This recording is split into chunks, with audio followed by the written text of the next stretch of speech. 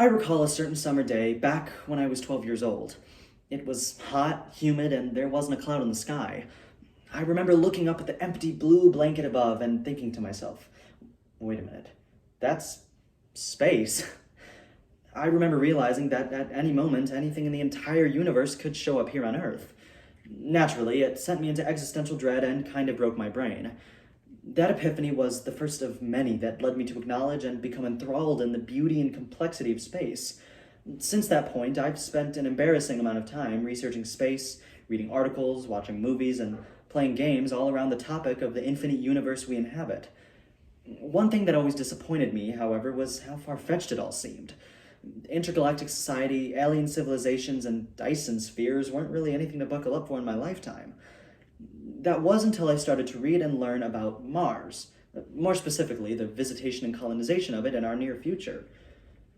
The fact that organizations such as SpaceX, NASA, and Mars One all have plans of creating a human presence on the red planet is mind-boggling and truly something to look forward to. So, what will our colonization of Mars actually look like, and how will it benefit our society? To start, we'll launch our discussion by going over where we are in our quest to conquer Mars. Next, we'll explore what the transition to colonize will require, and to touch down, we'll answer the question of why Mars matters to us. Unalarmingly, and thankfully, I'm not the only person who is obsessed over the red planet. Mars has captivated humans for thousands of years, with popular myth and folklore references to it dating back to ancient human civilizations. Take, for example, the Greek god of war, fire, and lust, Ares, which was often represented through Mars. Or its namesake, the Roman god of war, well, Mars.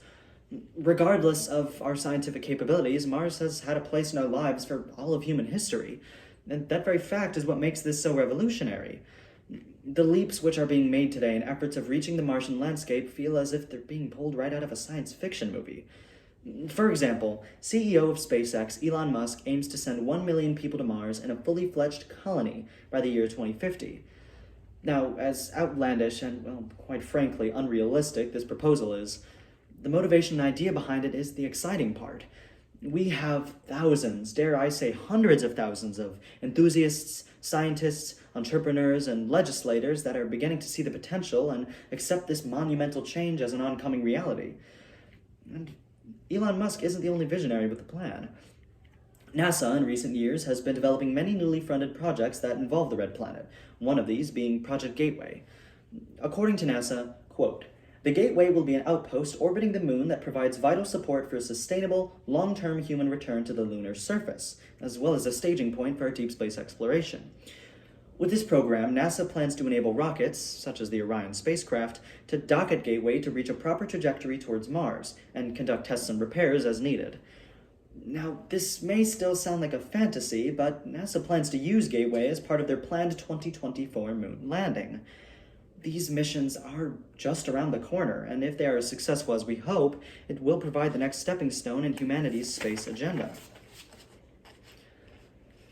So, assuming these projects go well, and assuming we have the proper foothold in space to carry out a Martian landing, what will it look like? Well, to start, these future astronauts are going to need a place to stay. If you didn't already know, Mars is extremely uninhabitable, with temperatures averaging at around negative 81 degrees Fahrenheit, as well as a completely unbreathable atmosphere. If it's getting harder to understand why we'd want to go there, trust me, I know. The building that will be housing our Martian explorers will need to be able to balance temperature, oxygen levels, gravity, radiation, as well as being durable in the face of dust storms, of which there are plenty on Mars.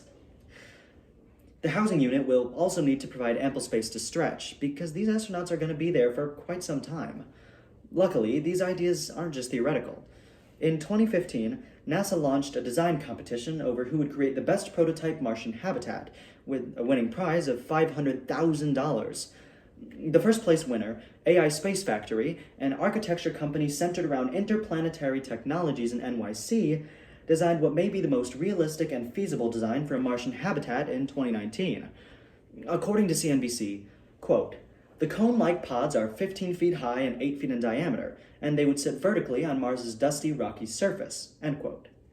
As well as this, the prototype home will be able to be 3D printed in no more than 30 hours with materials straight from the planet. This self-sustaining design is crucial to a Mars habitat, as resources will be extremely difficult and, more importantly, extremely expensive to transport to Earth. These pods will be divided into 4 sections for growing food, cooking and performing tests, sleeping, and one for leisure. Each floor will also feature a window to allow natural light to flow in, but not allowing radiation to breach the outer shell. Another hugely important factor to consider when it comes to living on Mars is food. Obviously, people living on Mars won't be able to go to their local Walmart to grab some potato chips. At least not yet. So astronauts will have to grow their own food on Mars. Now, you may be asking yourself right now, how in the heck could you grow food on this hellscape? And believe me, I know it sounds impossible, but thankfully there are ways. A hypothetical Martian garden would involve a controlled environment to simulate Earth-like temperatures and a leveled carbon dioxide to oxygen ratio. And it's widely hypothesized that Martian soil is similar enough to some Earth soils that it could be used to grow plants. According to the American Chemical Society, scientists have conducted plant experiments simulating Martian conditions using volcanic soil in Hawaii, which is known for its similarity to Martian soils. These experiments found that plants can actually grow in these soils. And to put the hypothetical Martian icing on the hypothetical Martian cake, the claim can be made that less water is required to grow crops on Mars due to its 38% gravity in comparison to Earth. While it may seem like Mars is completely impossibly difficult to live in, it is, but that won't stop us from trying. Now, there must be some overall purpose for spending billions of dollars to go to Mars, right? I mean, no one in their right mind would send colonies of people to a barren wasteland just for funsies, right? The answer is yes. There are substantial reasons for humans to explore Mars. One great one is that there is much to learn about Mars that can teach us about Earth. Mars is the most similar planet in the solar system to Earth, and before humans were ever around, way before humans were ever around, it's believed that Mars had a thicker atmosphere, which kept it warmer. This leads many scientists and astronomers to hypothesize that life could have existed on Mars before it did on Earth. The European Space Agency claims, quote, "Evidence suggests that Mars was once full of water, warmer and had a thicker atmosphere, offering a potentially habitable environment. Understanding how life could have existed on Mars and how it may have disappeared can help us teach us about life on Earth and how it came to be. Along with learning about our planet, we can also learn about how to protect and sustain it. Many of the technologies required in making Mars habitable can be translated to issues here on Earth, such as sustainable plant growth, reusable rocket fuel, and chemically engineered water, to name a few. As Earth's climate crisis faces us today, learning how to implement human technologies on another planet is a great way to teach us how to implement those same sustainable solutions here.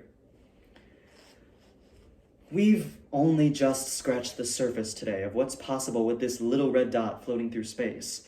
And as time goes forward, there will only be more to come. From orbiting spaceports to 3D printed homes to climate change, the colonization of Mars is not only growing as a realistic venture for the human race, but also an extremely important one. So the next time you find yourself out on a beautiful summer day, take a look up at the sky and see if you can imagine humanity's next leap, Mars.